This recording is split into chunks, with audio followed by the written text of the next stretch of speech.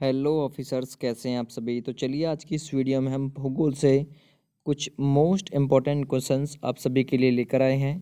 तो number of questions हैं दोस्तों इस वीडियो में आपके लिए 200 यानी 200 क्वेश्चन कवर करेंगे।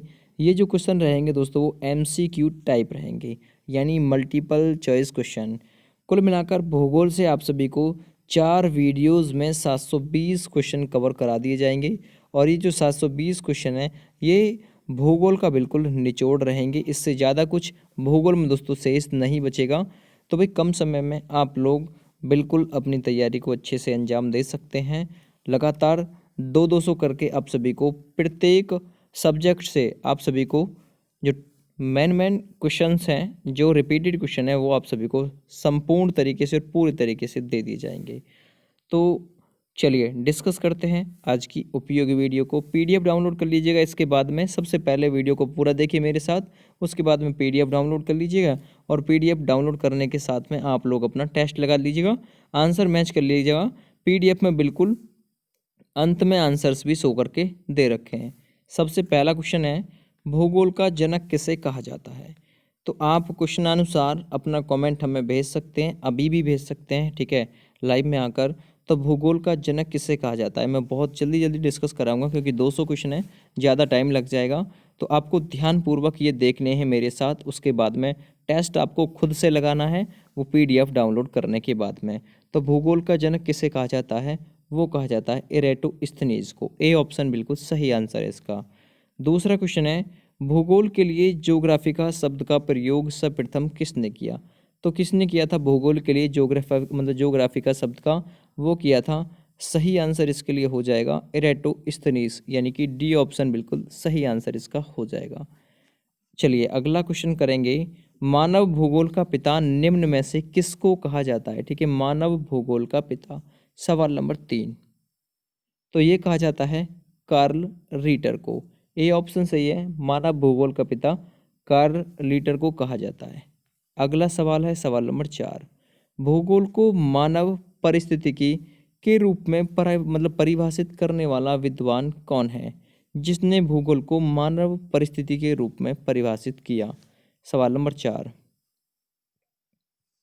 सही आंसर है इसके लिए H बेरोज, सी ऑप्शन सही है। ठीक है, H बेरोज ने मानव भूगोल का या फिर भूगोल को मानव परिस्थिति के रूप में परिभाषित किया था। अगला क्वेश्चन है, भू आकृति विज्ञान का जन्मदाता किसे माना जाता है। सवाल नंबर 5 सही आंसर है पेसेल को। ठीक है, पेसेल को भू आकृति विज्ञान का जन्मदाता माना जाता है। सवाल नंबर 6 करेंगे अब। अगला है सवाल नंबर 6, भूगोल पृथ्वी को केंद्र मानकर, ठीक है, भूगोल पृथ्वी को केंद्र मानकर अध्ययन करने वाला विज्ञान है, ऐसा किसने कहा था। सही आंसर है, ऐसा कहा था वारेनियस ने। 200 आज करा रहा हूँ, 200 अगली वीडियो में यानी कल कराऊंगा, फिर 200 अगली वीडियो में, और उससे आगे जो बचेंगे शेष क्वेश्चन वो आपको चौथी वीडियो में दे दी जाएंगे। भूगोल का टॉपिक खत्म हो जाएगा। अगला है सवाल नंबर 7, सौरमंडल के बारे में विश्व के समक्ष जानकारी प्रस्तुत करने का श्रेय किस विद्वान को है। सवाल नंबर 7, तो किसे सौरमंडल के बारे में विश्व के समक्ष सबसे पहले जो जानकारी प्रस्तुत की थी वो की थी दोस्तों कॉपरनिकस ने। सौरमंडल का जन्मदाता कहा जाता है कॉपरनिकस को, यानी इसकी खोज भी कॉपरनिकस ने की थी। सूर्य के चारों ओर घूमने वाले खगोलीय पिंडों को क्या कहते हैं। सवाल नंबर 8, तो सूर्य के चारों ओर घूमने वाले खगोलीय पिंडों को दोस्तों ग्रह कहते हैं। अगला क्वेश्चन है सवाल नंबर 9, भू जो भूगोल है भूतल का अध्ययन है, ऐसा किसने कहा। भूगोल भूतल का अध्ययन है, ऐसा किसने कहा। सवाल नंबर 9, चलिए ये कहा था दोस्तों कांट ने, सी ऑप्शन सही है। अगला क्वेश्चन है, सौर मंडल में कुल कितने ग्रह हैं। सवाल नंबर 10, सौर मंडल में कुल कितने ग्रह हैं। सही आंसर है कुल मिलाकर 8 ग्रह हैं। चलिए अगला क्वेश्चन कवर करेंगे। नेक्स्ट है क्वेश्चन नंबर 11, किसी ग्रह के चारों ओर परिक्रमा करने वाले छोटे आकाशीय पिंडों को क्या कहते हैं। तो छोटे आकाशीय पिंडों को क्या कहते हैं, उन्हें कहते हैं उपग्रह। ठीक है, उपग्रह को कौन से होते हैं, ग्रह के चारों ओर परिक्रमा करने वाले छोटे आकाशीय पिंडों को उपग्रह कहते हैं। अगला है, ग्रहों की गति का नियम किसने प्रतिपादित किया? ग्रहों की गति का नियम किसने प्रतिपादित किया? सवाल नंबर 12 है। तो ये किया था केपलर ने। ए ऑप्शन सही आंसर इसका हो जाएगा। अगला है, नॉर्वे में अर्धरात्रि के समय सूर्य कब दिखाई देता है? सवाल नंबर 13। तो सही आंसर है 21 जून को नॉर्वे में अर्धरात्रि के समय सूर्य दिखाई देता है। सवाल नंबर 14 है, सौरमंडल की खोज किसने की? सही आंसर है कोपरनिकस ने सौरमंडल की खोज की। आप भी अपने जवाब भेज सकते हैं जल्दी से जल्दी हमें कमेंट करके। अगला, सौरमंडल का जन्मदाता किसे माना जाता है? मैं भी 3 से 4 सेकंड रुक रहा हूँ क्वेश्चन बोलने के बाद में आपके जवाब के लिए ही। सही आंसर है सौरमंडल का जन्मदाता सूर्य को माना जाता है।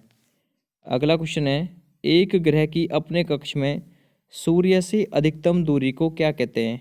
अपने कक्ष में, एक ग्रह की अपने कक्ष में सूर्य से अधिकतम दूरी को क्या कहते हैं दोस्तों? उसे कहते हैं अपसौर। ये स्थिति कब होती है? 4 जुलाई को। उपसौर यानी कि जो अधिकतम की जगह न्यूनतम दूरी हो जाएगी, ये उपसौर की स्थिति 3 जनवरी को होती है। अगला क्वेश्चन है, एक ग्रह की अपने कक्ष में सूर्य से न्यूनतम यानी कि कम दूरी को क्या कहते हैं? तो उसे दोस्तों उपसौर कहते हैं। ये 3 जनवरी को होती है।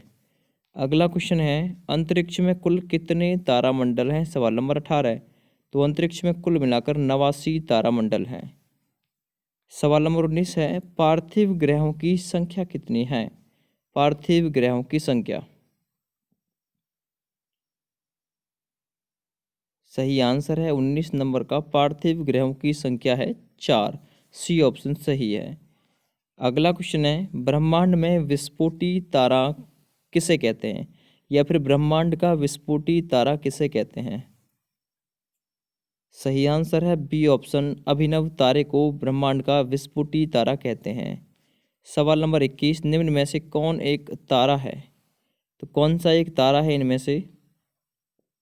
पृथ्वी, शुक्र और चंद्रमा, ये तीनों क्या हैं? ग्रह, लेकिन सूर्य एक तारा है। देखिए, चंद्रमा पृथ्वी का उपग्रह है, पृथ्वी और शुक्र क्या हैं? ग्रह हैं। तो चंद्रमा ग्रह नहीं उपग्रह है। अगला, सूर्य का प्रकाश धरती तक पहुंचने में कितने मिनट लेता है? तो भाई आपको पता है 8 मिनट 16 सेकंड से 19 सेकंड, और लगभग 500 सेकंड ऑप्शन में मिले तो 500 सेकंड, और ऐसे करके मिले तो आप लगाएंगे 8.3 सेकंड, यानी कि 8.3 करके आपको आंसर लगाना है। तो बी ऑप्शन सही है। अगला क्वेश्चन, सूर्य के सबसे दूर कौन सा ग्रह है? सबसे दूर सूर्य के। सवाल नंबर 23।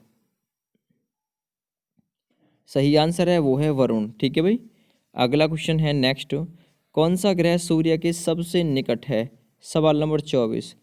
कौन सा ग्रह सूर्य के सबसे निकट है? सही आंसर है वो है बुध, क्योंकि 88 दिन में ही ये सूर्य की परिक्रमा कर देता है। सबसे बड़ा ग्रह सौरमंडल का बृहस्पति है। शुक्र को पृथ्वी, मतलब जो पृथ्वी है दोस्तों, इसकी बहन कहते हैं, पृथ्वी की बहन कहते हैं। भोर का तारा, शाम का तारा, और सबसे चमकीला ग्रह भी इसे ही कहते हैं, शुक्र को। अगला, किस ग्रह में चंद्रमा की तरह कलाएं होती हैं? सवाल नंबर 25। तो किस ग्रह में चंद्रमा की तरह कलाएं होती हैं? सही आंसर है बुध में होती हैं। सी ऑप्शन सही है। अगला क्वेश्चन, बुध सूर्य का एक चक्कर लगाने में कितना समय लेता है? तो बुध ग्रह सूर्य का चक्कर लगाने में कितना समय लेता है? वो लेता है 88 दिन। अगला सवाल कवर करेंगे, सौरमंडल का अति तीव्र ग्रह कौन सा है? यानी अत्यधिक तीव्र ग्रह कौन सा है? 27 नंबर क्वेश्चन, तो वो है बुध, क्योंकि 88 दिन में ये सूर्य की परिक्रमा कर देता है। तो अति तीव्र ग्रह कौन सा है? बुध। अगला क्वेश्चन है, निम्न में से किस ग्रह को पृथ्वी की बहन कहा जाता है? सवाल नंबर 28। तो अभी बताया था किसे कहा जाता है? शुक्र को पृथ्वी की बहन भी कहा जाता है। अगला क्वेश्चन है, दो ग्रह जिनके कोई भी उपग्रह नहीं है। सवाल नंबर 29। दो ग्रह जिनके कोई उपग्रह नहीं है, सही आंसर है बुध और शुक्र। बी ऑप्शन सही है। अगला सवाल है, किस ग्रह को शाम का तारा कहा जाता है? तो किस ग्रह को शाम का तारा, भोर का तारा, पृथ्वी की बहन कहा जाता है? तो वो शुक्र को ही कहा जाता है। अगला क्वेश्चन कवर करेंगे, यूरोपवासी किस ग्रह की पूजा देवी के रूप में करते थे? तो यूरोपवासी किस ग्रह की पूजा करते थे देवी के रूप में? शुक्र की पूजा। सी ऑप्शन सही है। अगला क्वेश्चन, पृथ्वी की उपसौर स्थिति किस महीने में आती है? उपसौर, जब न्यूनतम दूरी होगी, कम दूरी, तो ये आती है जनवरी में। जनवरी में भी कब? 3 जनवरी को उपसौर की स्थिति बनती है। अगला क्वेश्चन, पृथ्वी की सबसे ऊपरी परत के लिए सर्वप्रथम सियाल शब्द का प्रयोग किसने किया था? तो सियाल शब्द का प्रयोग किसने किया था? सवाल नंबर 33, वो किया था स्वेस ने। ए ऑप्शन सही है। अगला क्वेश्चन है, पृथ्वी के किस भाग में निकेल और लोहा की प्रधानता होती है? सवाल नंबर 34, तो वो होती है निफे में। बी ऑप्शन बिल्कुल सही आंसर इसका हो जाएगा। अगला क्वेश्चन है, भूपृष्ठ की किस परत में बेसाल्ट चट्टानों की आवश्यकता है? तो भूपृष्ठ की किस परत में बेसाल्ट चट्टानों की आवश्यकता है? वो है सीमा में। बी ऑप्शन सही है। अगला सवाल है, पृथ्वी की आंतरिक संरचना के संबंध में महत्वपूर्ण जानकारी का स्रोत क्या है? तो पृथ्वी की आंतरिक संरचना के संबंध में पृथ्वी की जो महत्वपूर्ण जानकारी का स्रोत है वो है भूकंप विज्ञान, यानी कि डी ऑप्शन बिल्कुल सही आंसर इसके लिए हो जाएगा। अगला क्वेश्चन, पृथ्वी के कुल द्रव्यमान का लगभग कितना प्रतिशत मेंटल में पाया जाता है? तो कितना प्रतिशत लगभग मेंटल में पाया जाता है? तो वो पाया जाता है 68%। सी ऑप्शन बिल्कुल सही आंसर इसका हो जाएगा। अगला क्वेश्चन है, स्थल मंडल का विस्तार कितने किलोमीटर की गहराई तक है? स्थल मंडल का जो विस्तार है वो कितने किलोमीटर की गहराई तक है? तो सही आंसर इसके लिए हो जाएगा, वो है 100 किलोमीटर की गहराई तक। डी ऑप्शन सही है। अगला क्वेश्चन कवर करेंगे, पृथ्वी की जो भूपटल है में कौन सा तत्व प्रचुर मात्रा में पाया जाता है? पृथ्वी की भूपटल में कौन सा तत्व ज़्यादा मात्रा में पाया जाता है? तो वो है एल्यूमिनियम। अगला सवाल है सवाल नंबर 40, पृथ्वी के धरातल के कितने प्रतिशत भाग पर महाद्वीपों का विस्तार है? तो महाद्वीपों का विस्तार कितने प्रतिशत भाग पर है? तो वो है 29.2% भाग पर। अगला सवाल है, पृथ्वी ग्रह की संरचना में परिवार के नीचे करोड़, ठीक है, परिवार के नीचे करोड़ निम्न में से किस एक से बना है? तो करोड़ किससे बना है? वो बना है दोस्तों लौह से, याद रखिएगा। अगला क्वेश्चन कवर करेंगे, पृथ्वी की 3 संकेंद्रीय परतों में ऊपरी मतलब ऊपर से दूसरी परत का नाम क्या है? तो ऊपर से दूसरी परत का नाम है दोस्तों सीमा, याद रखिएगा। अगला क्वेश्चन कवर करेंगे, कुल अक्षांशों की संख्या कितनी है? तो भाई कुल अक्षांशों की संख्या है 180 और देशांतरों की संख्या 360 है। अगला क्वेश्चन देशांतरों से ही है। देशांतरों की संख्या कितनी है? तो इनकी संख्या है 360। अगला क्वेश्चन कवर करेंगे, निम्नलिखित नगरों में से कौन सा एक भूमध्य रेखा के सर्वाधिक निकट है? तो कौन सा एक भूमध्य रेखा के सर्वाधिक निकट है? वो है सिंगापुर। अगला क्वेश्चन कवर करेंगे, निम्न में से किस देश से होकर कर्क रेखा नहीं गुजरती? तो कर्क रेखा किस देश से होकर नहीं गुजरती? तो वो है जायरे, इससे होकर नहीं गुजरती है। अगला क्वेश्चन, अंतर्राष्ट्रीय दिनांक रेखा कहाँ से होकर गुजरती है? तो अंतर्राष्ट्रीय तिथि रेखा कहाँ से होकर गुजरती है? 180 डिग्री से होकर गुजरती है और 180 डिग्री को ही दिनांक रेखा, अंतर्राष्ट्रीय दिनांक रेखा कहते हैं। ग्रीनविच किस देश में है जहाँ से दोस्तों समय को सेट किया गया है? और भारत का जो समय है वो विश्व के समय से 5.5 घंटे आगे है। 82.5 डिग्री इलाहाबाद के समीप दोस्तों नैनी नामक स्थान से लिया गया है। और ग्रीनविच किस देश में है दोस्तों? तो यूके यानी कि लंदन में है। अगला क्वेश्चन है, एक देशांतर को पार करने में 2 स्थानों के स्थानीय समय के बीच कितना अंतर होता है? 4 मिनट का, और दूरी होती है 111 किलोमीटर, याद रखिएगा, ठीक है, 111 पॉइंट कुछ किलोमीटर है। अगला, अंतर्राष्ट्रीय तिथि रेखा का निर्धारण किस वर्ष किया गया था? तो अंतर्राष्ट्रीय तिथि रेखा का निर्धारण सवाल नंबर 50, राइट आंसर इसके लिए हो जाएगा 1884 में किया गया था। अगला क्वेश्चन कवर करेंगे, भारत का प्रमाणिक समय निम्न में से किस स्थान से निश्चित किया गया है? भारत का प्रमाणिक समय मैंने आपको बताया था 82.5 डिग्री पूर्वी देशांतर से, तो वो कहाँ पर है? इलाहाबाद के समीप है, बिल्कुल सही आंसर, इलाहाबाद के मिर्ज़ापुर, मतलब मिर्ज़ापुर के पास नैनी नामक स्थान से। अगला, भूपृष्ठ का कितना प्रतिशत भाग अवसादी शैलों से ढका है? सवाल नंबर 52, तो कितना प्रतिशत भाग ढका है दोस्तों? 75% भाग। बी ऑप्शन सही है। अगला क्वेश्चन कवर करेंगे, कोयला किस चट्टान में पाया जाता है? सवाल नंबर 53। तो ये पाया जाता है दोस्तों परतदार चट्टान में, ए ऑप्शन सही है। अगला क्वेश्चन है, निम्न में से कौन रूपांतरित चट्टान नहीं है? ठीक है भाई, रूपांतरित चट्टान इनमें से कौन सी नहीं है? तो वो है दोस्तों संगमरमर, जो कि रूपांतरित चट्टान नहीं है। सवाल नंबर 55, निम्न में से कौन कायांतरित सेल है?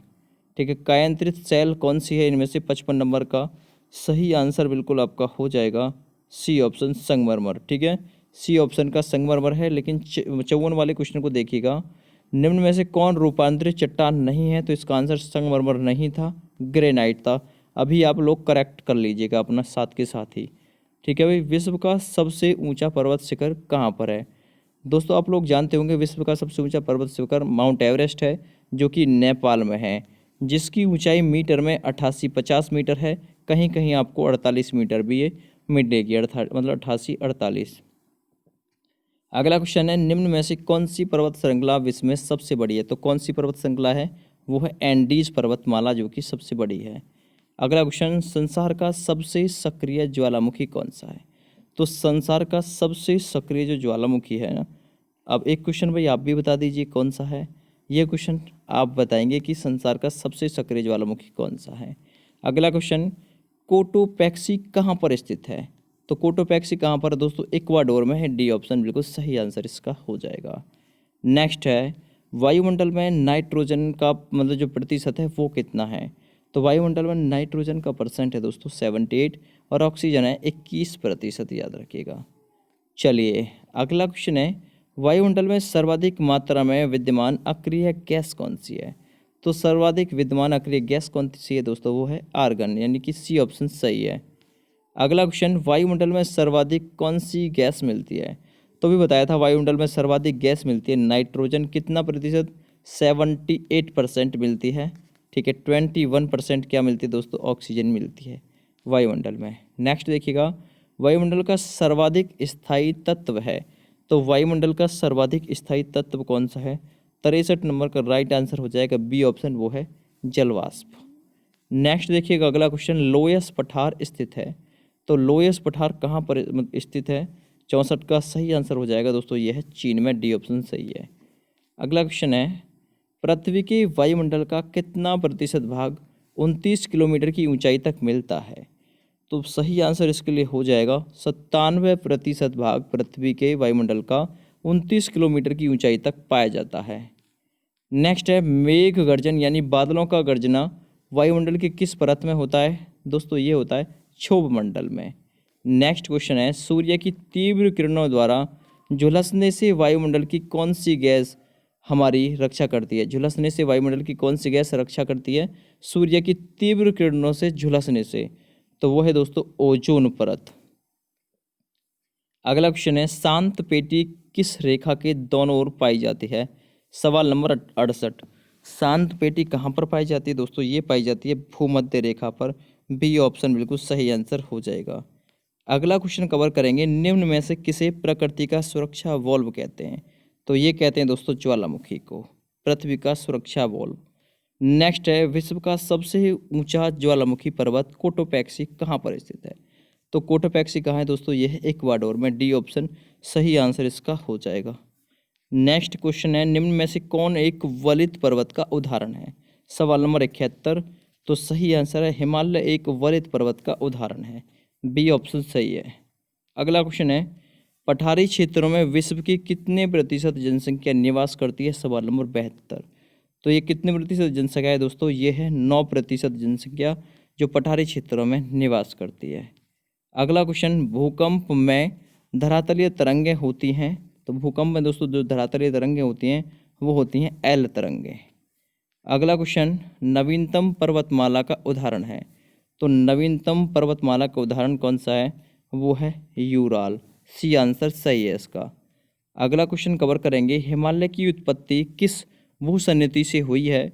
तो दोस्तों जहाँ पर आज हिमालय है वहाँ पर टेथिस नामक एक उथला समुद्र था। अगला क्वेश्चन है, वसुवियस ज्वालामुखी किस देश में है? सवाल नंबर 76। तो वसुवियस ज्वालामुखी कहाँ पर है दोस्तों? ये 76 नंबर का राइट आंसर हो जाएगा सी ऑप्शन, ये इटली में है, सी ऑप्शन सही है। अगला क्वेश्चन है, माउंट अरेबस ज्वालामुखी निम्न में से किस महाद्वीप में स्थित है? माउंट अरेबस। 77 नंबर सवाल। राइट आंसर दोस्तों ये है अंटार्कटिका में माउंट अरेबस। अगला क्वेश्चन है क्वेश्चन नंबर 78। वायुमंडल में सबसे अधिक ओजोन कहाँ पर केंद्रित है? तो भाई जो ओजोन है दोस्तों ये कहाँ पर केंद्रित है? 78 नंबर का राइट आंसर है वो है स्ट्रेटोस्फीयर में। अगला क्वेश्चन, पृथ्वी की सतह से दूर वायुमंडल परत किस नाम से विदित है या फिर किस नाम से जानी जाती है? जो कि पृथ्वी की सतह सबसे दूर वायुमंडल की जो परत है ये किस नाम से जानी जाती है? तो ये जानी जाती है दोस्तों आयन मंडल के नाम से। सी ऑप्शन सही है। अगला है दीर्घ रेडियो तरंगें मतलब पृथ्वी की किस सतह से परावर्तित होती हैं? तो किस सतह से परावर्तित होती हैं दोस्तों ये? तो 80 नंबर का राइट आंसर हो जाएगा दोस्तों आयन मंडल से परावर्तित होती हैं। अगला क्वेश्चन करेंगे नेक्स्ट, संचार उपग्रह किस वायुमंडल में स्थित होते हैं? तो याद रखिएगा दोस्तों जो संचार के उपग्रह हैं ये किस वायुमंडल में लगाए जाते हैं? आयन मंडल में लगाए जाते हैं। अगला क्वेश्चन करेंगे, वायुमंडल के किस भाग में जल वाष्प की कुल मात्रा का 90% भाग विद्यमान रहता है? तो 82 नंबर का राइट आंसर हो जाएगा सी ऑप्शन। क्षोभ मंडल में जल वाष्प की कुल मात्रा का 90% भाग विद्यमान रहता है। सामान्य वायुदाब पाया जाता है, तो सामान्य वायुदाब कहाँ पर पाया जाता है? 83 नंबर का राइट आंसर सी ऑप्शन सागर तल पर और 76 डिग्री पारा में भरकर दोस्तों मापा जाता है। अगला, वायुदाब में अचानक आने वाली कमी निम्न में से किसका सूचक होती है? तो जो अचानक कमी आती है दोस्तों ये तूफानी मौसम का सूचक होती है। अगला क्वेश्चन है 85 नंबर, वायुमंडल का कौन सा भाग रसायन मंडल का एक भाग है? 85 नंबर क्वेश्चन, रसायन मंडल का एक भाग है। राइट आंसर है वो है ओजोन मंडल। चलिए नेक्स्ट है अगला 86 नंबर, उच्च दाब क्षेत्र से भूमध्य सागर की ओर चलने वाली पवनें क्या कहलाती हैं? तो सही आंसर इसके लिए हो जाएगा ए ऑप्शन, वो कहलाती हैं व्यावहारिक पवनें। ठीक है भाई, अगला क्वेश्चन करेंगे नेक्स्ट वन, हवाई जहाज़ प्राय किस में उड़ते हैं? तो हवाई जहाज़ प्राय दोस्तों समताप मंडल में उड़ते हैं। सी ऑप्शन सही हो जाएगा। अगला क्वेश्चन है, वायुमंडल की सबसे निचली परत क्या कहलाती है? तो सबसे निचली परत दोस्तों क्षोभ मंडल कहलाती है। ए ऑप्शन सही हो जाएगा। अगला क्वेश्चन, चक्रवात की आकृति इनमें से किस प्रकार की होती है? तो चक्रवात की आकृति दोस्तों अंडाकार होती है। सी ऑप्शन सही है। ठीक है भाई, अगला क्वेश्चन है नेक्स्ट वन, चक्रवात का शांत क्षेत्र क्या कहलाता है? जो चक्रवात का शांत क्षेत्र है ना दोस्तों वो क्या कहलाता है? सही आंसर दोस्तों इसके लिए हो जाएगा आपका भाई 90 नंबर क्वेश्चन है, तो इसके लिए सही आंसर है आपका ए ऑप्शन, चक्षु कहलाता है चक्रवात का शांत क्षेत्र। अगला क्वेश्चन है, रेशेदार दिखाई देने वाले मेघ को क्या कहते हैं? सब मतलब सही आंसर हो जाएगा इसका 91 नंबर का सी ऑप्शन, पक्षाभ कहते हैं रेशेदार दिखाई देने वाले मेघ को। अगला क्वेश्चन है, विश्व में सर्वाधिक वर्षा वाला स्थान कौन सा है? तो वह है दोस्तों मानसिंहराम मेघालय, भारत। दूसरा नंबर है चेरापूंजी, वो भी भारत में है। विश्व का सर्वाधिक शुष्क स्थल कौन सा है? सवाल नंबर 93। तो सर्वाधिक शुष्क स्थल है दोस्तों वो है अटाकामा। सी ऑप्शन सही है। अगला क्वेश्चन है, विश्व की सबसे बड़ी मीठे पानी की झील कौन सी है? तो विश्व की सबसे बड़ी मीठे पानी की झील है दोस्तों सुपीरियर। ठीक है, भारत की कौन सी है ये आप लोग मुझे कमेंट करके बताएंगे। अगला, किस वायुमंडलीय परत को मौसमी परत या फिर मौसमी परिवर्तन की छत के नाम से जानते हैं? 95 नंबर का सही आंसर है वो है क्षोभ मंडल, जिसे मौसमी परिवर्तन की छत के नाम से जानते हैं। अगला क्वेश्चन नंबर 96, निम्न में से कौन सी विश्व की सबसे गहरी झील है? वो है बैकाल झील। बी ऑप्शन सही है। अगला क्वेश्चन, विश्व का सबसे ऊंचा जलप्रपात कौन सा है? तो वो है दोस्तों विश्व का सबसे ऊंचा जलप्रपात एंजिल जलप्रपात, जो कि कोरोनो नदी पर है। नियाग्रा जलप्रपात ये कहाँ पर है, ये किस देश में है? तो सही आंसर है दोस्तों ये यूएसए में है नियाग्रा जलप्रपात। ये क्वेश्चन पूछे हुए हैं। अगला क्वेश्चन, वीडियो पसंद आए तो प्लीज़ लाइक ज़रूर कर दीजिएगा। पृथ्वी का सबसे गहरा स्थल है, तो पृथ्वी का सबसे गहरा स्थल कौन सा है? वो है दोस्तों डेड सी यानी कि मृत सागर। नेक्स्ट क्वेश्चन है, रेगिस्तान में बादल अवक्षेप होकर क्यों नहीं बरसते? तो ये किसकी कमी के कारण दोस्तों? एक कम आर्द्रता या नमी के कारण रेगिस्तान में बादल अवक्षेप होकर नहीं बरसते। अगला सवाल है सवाल नंबर 101, निम्न में से कौन सा देश उंगलीनुमा झीलों के लिए प्रसिद्ध है? तो सही आंसर हो जाएगा दोस्तों यूएसए, जो कि उंगलीनुमा झीलों के लिए प्रसिद्ध है। अगला क्वेश्चन है, विश्व का सर्वाधिक जो या फिर विश्व की सर्वाधिक लवणीय झील कौन सी है? वो है दोस्तों वान झील, जो कि तुर्की में है और तुर्की की राजधानी अंकारा है। अगला सवाल, सर्वाधिक ऊंचाई पर स्थित नौकायन झील कौन सी है? तो वो है दोस्तों टिटिकाका झील, जो कि सर्वाधिक ऊंचाई पर स्थित नौकायन झील है। अगला क्वेश्चन कवर करेंगे, विश्व की सबसे बड़ी खारे जल की झील कौन सी है? तो वो कौन सी है दोस्तों? कैप्सियन सागर, ए ऑप्शन सही है। अगला क्वेश्चन है, अरल सागर झील किस देश में स्थित है? सवाल नंबर 105। तो ये किस देश में दोस्तों? राइट आंसर है वो है कजाकिस्तान में, सी ऑप्शन बिल्कुल सही आंसर इसका हो जाएगा। अगला क्वेश्चन कवर करेंगे, निम्न में से कौन विश्व की सबसे बड़ी झील है? तो कौन सी है विश्व की सबसे बड़ी झील? वो है बी ऑप्शन सही, वो है कैप्सियन सागर, बी ऑप्शन सही है। अगला क्वेश्चन है नेक्स्ट, निम्न में से किस देश को हजार झीलों की भूमि भी कहते हैं? तो वो कहते हैं दोस्तों फिनलैंड को हजार झीलों की भूमि। अगला क्वेश्चन कवर करेंगे, विश्व का सबसे ऊंचा जलप्रपात किस देश में स्थित है? तो सबसे ऊंचा जलप्रपात किस देश में स्थित है विश्व का? वो है दोस्तों वेनेजुला में, याद रखिएगा। अगला क्वेश्चन कवर करेंगे, एंजिल जलप्रपात किस नदी पर है? तो एंजिल जलप्रपात दोस्तों किस नदी पर है? 109 नंबर का राइट आंसर हो जाएगा सी ऑप्शन, कोरोनी नदी पर है। नेक्स्ट है अगला 110, बायोमा जलप्रपात किस नदी पर है?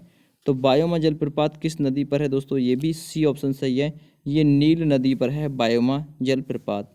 110 नंबर का राइट आंसर 110 नंबर का राइट आंसर है दोस्तों डी ऑप्शन, जैर नदी पर है ये बायोमा जलप्रपात। ठीक है भाई, चलिए अगला क्वेश्चन कवर करेंगे, स्वीज नहर का निर्माण कब प्रारंभ हुआ? सवाल नंबर 111। तो स्वीज नहर का निर्माण दोस्तों जो प्रारंभ हुआ था 1854 से प्रारंभ हुआ था, बी ऑप्शन सही है। अगला क्वेश्चन, कौन सी नहर बाल्टिक सागर को उत्तरी सागर से मिलाती है? तो वो कौन सी नहर है? ठीक है, वो है दोस्तों कील नहर, जो बाल्टिक सागर को उत्तरी सागर से मिलाती है, सी ऑप्शन सही है। अगला क्वेश्चन है नेक्स्ट 113 नंबर, किरा नहर निम्न में से किस देश में स्थित है? 113 नंबर सही आंसर है, थाईलैंड में है किरा नहर। अगला क्वेश्चन, विश्व की सबसे बड़ी जहाजरानी नहर कौन सी है? तो दोस्तों कौन सी है सबसे बड़ी जहाजरानी नहर? वो है स्वेज नहर, सी ऑप्शन सही आंसर इसका हो जाएगा। अगला क्वेश्चन कवर करेंगे, निम्न में से किस एक की सीमा कैप्सियन सागर से नहीं लगी है? तो सही आंसर इसके लिए किसकी सीमा नहीं लगी? आर्मेनिया की सीमा बिल्कुल भी नहीं लगी हुई है। चलिए अगला क्वेश्चन है, सवाल नंबर आपके लिए 116।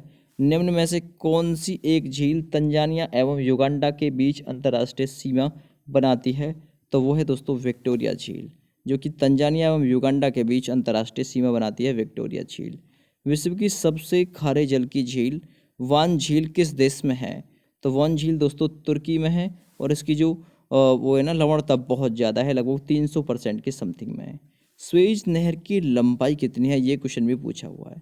1854 में निर्माण शुरू हुआ था और इसकी जो लंबाई है ना दोस्तों 168 किलोमीटर है। तो 18 नंबर का राइट आंसर है बी ऑप्शन।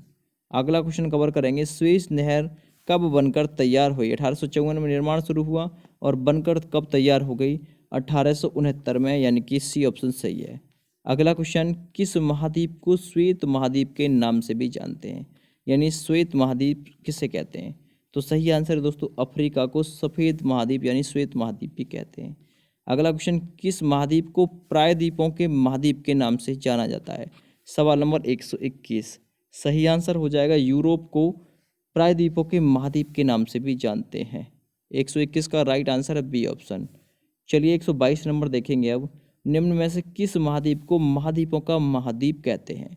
तो भाई महाद्वीपों का महाद्वीप किससे कहा जाता है? वो कहा जाता है एशिया को। अगला क्वेश्चन कवर करेंगे, निम्न में से कौन सा एक द्वीपीय महाद्वीप के नाम से जाना जाता है? द्वीपीय महाद्वीप के नाम से, तो वो जाना जाता है ऑस्ट्रेलिया। अगला क्वेश्चन, क्षेत्रफल की दृष्टि से विश्व का सबसे छोटा महाद्वीप है? तो क्षेत्रफल की दृष्टि से कौन सा है दोस्तों? वो है ऑस्ट्रेलिया, जो कि सबसे छोटा महाद्वीप है। अगला क्वेश्चन, प्रति चक्रवात की आकृति सामान्यतः होती है? देखिए चक्रवात की आकृति कैसी होती है दोस्तों, मैंने आपको बताया था पहले अंडाकार, लेकिन जो प्रति चक्रवात आता है दोस्तों उसकी आकृति कैसी होती है? 125 नंबर, और राइट आंसर इसके लिए हो जाएगा ए ऑप्शन, गोलाकार होती है। अगला क्वेश्चन है क्वेश्चन नंबर 126, लोयस का पठार कहाँ पर है? या फिर लोयस का जो पठार है वो कैसा है? तो 126 नंबर का राइट आंसर है वो है पवनकृत, ए ऑप्शन सही है। अगला क्वेश्चन है, विश्व की कुल जनसंख्या का कितना प्रतिशत हिस्सा मैदानी क्षेत्रों में निवास करता है? सवाल नंबर 127। सही आंसर है 90%। अगला क्वेश्चन है, ये डेक्रेस मतलब डेकेन्स वर्ग ये पर्वत कहाँ पर है? ठीक है, डेकेन्स वर्ग पर्वत कहाँ पर है? सही आंसर है दोस्तों ये है दक्षिण अफ्रीका में। अगला क्वेश्चन करेंगे 129। निम्न में से किस देश में लोयस के मैदान नहीं पाए जाते हैं? तो कहाँ पर नहीं पाए जाते दोस्तों? ये नहीं पाए जाते हैं, सी ऑप्शन सही है, कंबोडिया में लोयस के मैदान नहीं पाए जाते। अगला क्वेश्चन, स्थल मंडल के कुल क्षेत्रफल के कितने प्रतिशत भाग पर पठार का विस्तार पाया जाता है? सही आंसर है 33% पर। अगला क्वेश्चन है 130 नंबर के बाद में 131। पृथ्वी के वायुमंडल का सर्वाधिक घनत्व कहाँ पर होता है? सवाल नंबर 131 का राइट आंसर है वो होता है क्षोभ मंडल में। चलिए सवाल नंबर आप करेंगे 132। वायुमंडल में दैनिक मौसम परिवर्तन निम्न में से किसके कारण होता है या फिर कहाँ पर होता है? तो ये होता है राइट आंसर इसके लिए क्षोभ मंडल में, सी ऑप्शन सही है। अगला क्वेश्चन करेंगे, निम्न में से किसे विश्व की छत कहते हैं? तो विश्व की छत कहते हैं पामीर के पठार को, ए ऑप्शन सही आंसर हो जाएगा। अगला क्वेश्चन है, पठारी क्षेत्रों में निम्न में से कौन सा खनिज नहीं पाया जाता? 134 नंबर क्वेश्चन। तो कौन सा नहीं पाया जाता? खनिज तेल नहीं पाया जाता। अगला क्वेश्चन, यूरोप की एक पर्वत श्रृंखला है, तो यूरोप की कौन सी पर्वत श्रृंखला है? 135 नंबर राइट आंसर है आल्प्स जो पर्वत है ना वो यूरोप में ही स्थित है। अगला, विश्व का सबसे बड़ा महासागर है, तो सबसे बड़ा महासागर है वो है प्रशांत महासागर, सी ऑप्शन सही है। अगला क्वेश्चन, निम्न में से किस महासागर को छिपता हुआ महासागर कहा गया है? 137 नंबर। ठीक है, तो राइट आंसर है वो है आर्कटिक महासागर, सी ऑप्शन सही है इसके लिए। अगला सवाल है, विश्व का सबसे बड़ा शीत मरुस्थल है, तो वो कौन सा है? 138 नंबर का राइट आंसर है आपका ए ऑप्शन, वो है गोबी मरुस्थल जो कि विश्व का शीत मरुस्थल है। अगला सवाल है, अटाकामा मरुस्थल किस दक्षिण अमेरिकी देश में है? तो अटाकामा कहाँ पर है? 139 नंबर का राइट आंसर है बी ऑप्शन, ये चिली में है। अगला सवाल है 140 नंबर, सीप का निर्माण किससे होता है? जो सीप है इसका निर्माण किससे होता है? सही आंसर है पवन से होता है सीप का निर्माण। 141 नंबर, ड्रेमलिन क्या है? तो जो ड्रेमलिन है ये है, याद रखिएगा, अंडाकार पर्वत, बी ऑप्शन सही है। चलिए अगला सवाल है 142, यू आकार की घाटी कहाँ पर पाई जाती है? 142 नंबर राइट आंसर है, ये पाई जाती है हिमानी क्षेत्रों में, यू आकार की घाटी। अगला सवाल है, विश्व का सबसे छोटा महासागर कौन सा है? सवाल नंबर 143, तो कौन सा है? वो है आर्कटिक महासागर। चलिए अगला सवाल है, विश्व में सबसे शुष्कतम मरुस्थल कौन सा है? सवाल नंबर 144, तो वो है अटाकामा जो कि विश्व का सबसे शुष्कतम मरुस्थल है। अगला सवाल है, विश्व का मरुस्थल विहीन महाद्वीप कौन सा है जहाँ पर कोई मरुस्थल नहीं है? तो वो है ए ऑप्शन यूरोप, जहाँ पर कोई भी मरुस्थल नहीं है। अगला सवाल है, काला सागर किस देश की दक्षिण में स्थित है? सवाल नंबर 146, तो कहाँ पर है ये? रूस देश के दक्षिण में स्थित है, ए ऑप्शन सही है। अगला सवाल है, सहारा मरुस्थल कहाँ पर है? तो जो सहारा है दोस्तों वह कहाँ पर है? उत्तरी अफ्रीका में। ठीक है, याद रखिएगा। अगला क्वेश्चन है, महाद्वीप किससे संबंधित है? ठीक है भाई, महाद्वीप जो है ये किससे संबंधित है? 148 नंबर का राइट आंसर है रेगिस्तान से संबंधित है महाद्वीप, बी ऑप्शन सही है। अगला सवाल है, संसार का सबसे बड़ा मरुस्थल है, 149 नंबर। तो संसार का सबसे बड़ा मरुस्थल है वो है सहारा जो कि उत्तरी अफ्रीका में स्थित है। अगला क्वेश्चन, दक्षिण एशिया का सबसे बड़ा मरुस्थल है, तो दक्षिण एशिया का सबसे बड़ा मरुस्थल कौन सा है? वो है थार मरुस्थल, बी ऑप्शन, जो कि भारत में है थार मरुस्थल। ठीक है, बी ऑप्शन सही है। चलिए अब 151 नंबर कवर करेंगे, गोबी मरुस्थल किस देश में स्थित है? तो गोबी मरुस्थल कहाँ है दोस्तों? ये मंगोलिया में है, ए ऑप्शन सही है। अगला क्वेश्चन कवर करेंगे, सेंचुरा मरुभूमि किस देश में स्थित है? सेंचुरा, तो ये कहाँ पर स्थित है सेंचुरा? या राइट आंसर है दोस्तों ये पेरू में स्थित है, सी ऑप्शन सही है। अगला क्वेश्चन है, हिमनद निर्मित घाटी अंग्रेजी के किस अक्षर की तरह होती है जो हिमनद निर्मित घाटी होती है? तो ये होती है दोस्तों यू आकार की, सी ऑप्शन सही है, सॉरी डी ऑप्शन सही है। अगला, वी आकार की घाटी कौन बनाती है? सवाल नंबर 154, तो वी आकार की घाटी कौन बनाती है दोस्तों? ये नदी बनाती है। अगला क्वेश्चन कवर करेंगे, नेक्स्ट है, द्वीपों की सर्वाधिक संख्या किस महासागर में देखने को मिलती है? द्वीपों की सर्वाधिक संख्या? तो ये मिलती है प्रशांत महासागर में सर्वाधिक द्वीपों की संख्या देखने को मिलती है। निम्न में से कौन महासागरीय द्वीप नहीं है? 156 नंबर। तो कौन सा नहीं है महासागरीय द्वीप? तो वो है दोस्तों मलागासी। अगला क्वेश्चन, विश्व का सबसे बड़ा द्वीप है? तो विश्व का सबसे बड़ा द्वीप है दोस्तों ग्रीनलैंड। 157 का राइट आंसर सी ऑप्शन। अगला क्वेश्चन, विश्व का सबसे बड़ा द्वीप समूह कौन सा कौन सा है? तो वह है इंडोनेशिया। ए ऑप्शन सही है, विश्व का सबसे बड़ा द्वीप समूह है। अगला क्वेश्चन है, ओजोन छिद्र का निर्माण सर्वाधिक है? तो ओजोन छिद्र का जो निर्माण है सर्वाधिक है दोस्तों अंटार्कटिका के ऊपर। डी ऑप्शन बिल्कुल सही आंसर इसके लिए हो जाएगा। चलिए अब 160 नंबर कवर करेंगे। किस महाद्वीप में एटलस पर्वत स्थित है? सवाल नंबर 160। तो कहाँ पर है दोस्तों? ये अफ्रीका में एटलस पर्वत है। ए ऑप्शन सही है। अगला क्वेश्चन है 161 नंबर, किस महाद्वीप में सरीसृप नहीं पाया जाता?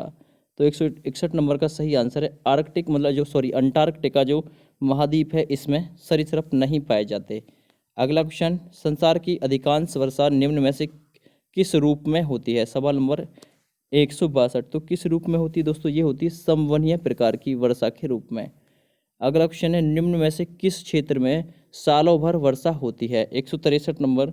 सही आंसर इसके लिए हो जाएगा बी ऑप्शन, भूमध्य जो भूमध्य रेखीय क्षेत्र है यहाँ पर सालों भर वर्षा होती है। अगला क्वेश्चन है 164, विश्व में मैदान का सर्वाधिक विस्तार किस महाद्वीप में है? मैदान का सर्वाधिक विस्तार तो यह है दोस्तों यूरोप में मैदान का सर्वाधिक विस्तार। अगला क्वेश्चन है, किस महाद्वीप को पठारी महाद्वीप कहते हैं? 165 नंबर क्वेश्चन। तो किसे कहते हैं? वो कहते हैं, बी ऑप्शन सही है, अफ्रीका महाद्वीप को पठारी महाद्वीप कहते हैं। अगला सवाल है, भारत श्रीलंका के मध्य विवाद किस द्वीप को लेकर है? तो ये किस द्वीप को लेकर है भारत और श्रीलंका के मध्य? सी ऑप्शन सही है, कच्छा तीवु द्वीप को लेकर, यानी कि सी ऑप्शन बिल्कुल सही आंसर इसका हो जाएगा। अगला क्वेश्चन है नेक्स्ट, निम्न में से कौन घुली हुई चट्टानों के निरपेक्षित होने से बना है? तो कौन सा बना है उससे? तो 67 नंबर का सही आंसर है सी ऑप्शन। ठीक है, यह है स्टेलेमाइट। अगला क्वेश्चन है, विश्व के शीत मरुस्थलों को किस अन्य नाम से जाना जाता है? सवाल नंबर 168। तो किस नाम से जाना जाता है? टुंड्रा से। ठीक है, टुंड्रा के नाम से विश्व के शीत मरुस्थलों को अन्य नाम है टुंड्रा, इस नाम से जाना जाता है। अगला सवाल, दस्त एक काबेरी, ठीक है, दस्त एक काबेरी मरुस्थल निम्न में से किस देश में स्थित है? 169 नंबर। ठीक है, सही आंसर इसके लिए हो जाएगा डी ऑप्शन, ये ईरान में स्थित है। सवाल नंबर 170 है, पोर्ट ब्लेयर कहाँ पर है? तो जो पोर्ट ब्लेयर है ना दोस्तों, ये कहाँ पर है? ये दक्षिणी अंडमान में है। बी ऑप्शन सही है। चलिए 171 नंबर क्वेश्चन देखेंगे अब, निम्न में से किस महासागर की प्रमुख विशेषता प्रवाल भित्ति है? तो किस महासागर की प्रमुख विशेषता प्रवाल भित्ति है? सही आंसर इसके लिए हो जाएगा प्रशांत महासागर की। अगला सवाल है, किस सागर का तट नहीं है? यानी किस सागर का कोई भी तट नहीं है? सही आंसर है वो है तस्मान सागर, जिसका तट नहीं है। अगला सवाल है सवाल नंबर 173, विश्व में क्षेत्रफल की दृष्टि से बड़ा सागर है? तो क्षेत्रफल की दृष्टि से बड़ा सागर है दोस्तों वो है दक्षिण चीन सागर। सवाल नंबर 174, कौन सी जल संयोजी यूरोप को अफ्रीका से या फिर जल संधि यूरोप को अफ्रीका से अलग करती है? तो सही आंसर है वो है जिब्राल्टर संधि, जो यूरोप और अफ्रीका को अलग करती है। सवाल नंबर 175, विश्व की सबसे चौड़ी जल संधि निम्न में से कौन सी है? तो विश्व की सबसे चौड़ी जल संधि दोस्तों वो है डेविस जल संधि, याद रखिएगा। अगला क्वेश्चन है 176, विश्व की सबसे तेज बहने वाली महासागरीय धारा कौन सी है? तो वो है सी ऑप्शन सही है, गल्फ स्ट्रीम धारा, जो कि विश्व की सबसे तेज बहने वाली महासागरीय जलधारा है। अगला क्वेश्चन है, निम्न में से किस जलधारा को क्रिसमस के बच्चे की धारा कहते हैं? 177 नंबर का राइट आंसर है वो है अलिनियो जलधारा, जिसे क्रिसमस बच्चों की धारा कहते हैं। अगला सवाल है, गहरा नीला होने के कारण किस जलधारा को जापानी लोग जापान की काली धारा कहते हैं? तो किसे कहते हैं? बी ऑप्शन सही है, क्यूराइल जो जलधारा है इसे गहरा नीला होने के कारण, ठीक है, जलधारा जो है इसे जापानी लोग जापान की काली धारा कहते हैं। सवाल नंबर 179, निम्न में से कौन शीत समुद्री धारा है? कौन सी है जो शीत समुद्री धारा है? 79 नंबर राइट आंसर है वो है हम्बोल्ट की धारा। ए ऑप्शन सही है, जो शीत समुद्री धारा है। सागरीय जल में सर्वाधिक मात्रा में पाए जाने वाला लवण कौन सा है? तो कौन सा पाया जाता है? वो पाया जाता है सोडियम क्लोराइड यानी NaCl, ठीक है, जिसे सोडियम क्लोराइड कहते हैं। अगला, समुद्री जल। जो समुद्री जल होता है दोस्तों, इसमें सर्वाधिक लवणता पाई जाती है। समुद्री जल की जो सर्वाधिक लवणता है वो पाई जाती है, तो कितनी पाई जाती है दोस्तों? वो है बी ऑप्शन 35%, जो कि सर्वाधिक समुद्री जल में दोस्तों लवणता पाई जाती है। अगला क्वेश्चन है, निम्न में से कौन सी एक गर्म जल धारा है? 182 नंबर है, तो 82 नंबर का राइट आंसर है वो है सी ऑप्शन, जो ब्राजील की धारा है ना, ये जो गर्म जल धारा है। अगला सवाल है, रेनेले, ठीक है, रेनेले जलधारा किस महासागर की जलधारा है? तो ये किस महासागर की? ये है अटलांटिक महासागर की जलधारा, रेनेले जलधारा। अगला, प्रवाल क्या है? सवाल नंबर 144।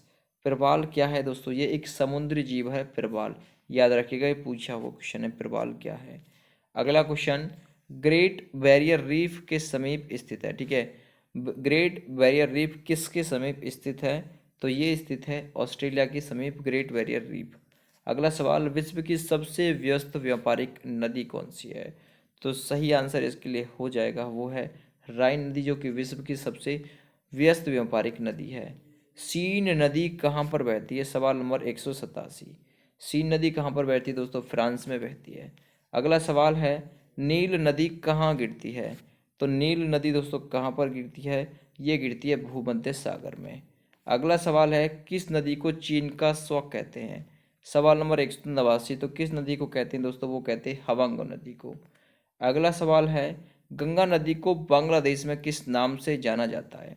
तो गंगा नदी को बांग्लादेश में पद्मा के नाम से जाना जाता है, ठीक है, और ब्रह्मपुत्र को यमुना के नाम से जानते हैं। विश्व की सबसे लंबी नदी कौन सी है? तो सही आंसर है दोस्तों वो है विश्व की सबसे लंबी नदी नील नदी। अगला क्वेश्चन, विश्व का सबसे विश्व की सबसे चौड़ी नदी कौन सी है? तो 92 नंबर का सही आंसर है अमेजन विश्व की सबसे चौड़ी नदी है। सवाल नंबर 193, निम्न में से किस देश में से यूफ्रेटस व टिग्रिस नदियाँ बहती हैं? तो किस देश में बहती हैं? ये सही आंसर है इराक में बहती हैं, ठीक है। अगला क्वेश्चन है, वोल्गा नदी कहाँ पर गिरती है? सवाल नंबर 194। तो वोल्गा नदी दोस्तों कैस्पियन सागर में गिरती है, सही आंसर है ए ऑप्शन। अगला क्वेश्चन, विश्व में सबसे ऊंचा बांध कौन सा है? तो विश्व का सबसे ऊंचा बांध है दोस्तों वो है रोगविंसी बांध, यानी कि बी ऑप्शन बिल्कुल सही आंसर इसके लिए हो जाएगा। अगला सवाल करेंगे नेक्स्ट, पेरिस किस नदी के तट पर है? सी ऑप्शन इसके लिए सही हो जाएगा। पेरिस दोस्तों किस नदी के तट पर है? तो सी ऑप्शन सही है। सीन नदी के तट पर स्थित है पेरिस, तो 96 नंबर का सी ऑप्शन सही है। अगला सवाल है, वियना किस नदी के तट पर है? तो वियना दोस्तों डैन्यूब नदी के तट पर है, ए ऑप्शन सही है। अगला 98 नंबर, रोम किस नदी के तट पर स्थित है? तो रोम दोस्तों किस नदी के तट पर है? याद रखिएगा सी ऑप्शन सही है, टाइबर नदी के तट पर है। अगला सवाल, हैम्बर्ग किस नदी के मुहाने पर है? तो हैम्बर्ग दोस्तों एल्ब नदी के किनारे पर है। और लास्ट है आपका सवाल, निम्न में से कौन सा शहर नील नदी के किनारे पर बसा हुआ है? तो वो है सी ऑप्शन सही है, वो है खार्तूम, जो कि नील नदी के किनारे पर बसा हुआ है। 200 आज हो गए, 200 आप सभी को कल की वीडियो में दे दी जाएंगे। वीडियो आपको पसंद आए तो लाइक करिएगा, यूट्यूब चैनल को सब्सक्राइब भी कीजिएगा ऐसी लेटेस्ट और इंटरेस्टिंग वीडियोज़ सब्जेक्ट वाइज पाने के लिए। चलिए, थैंक यू, बाय बाय।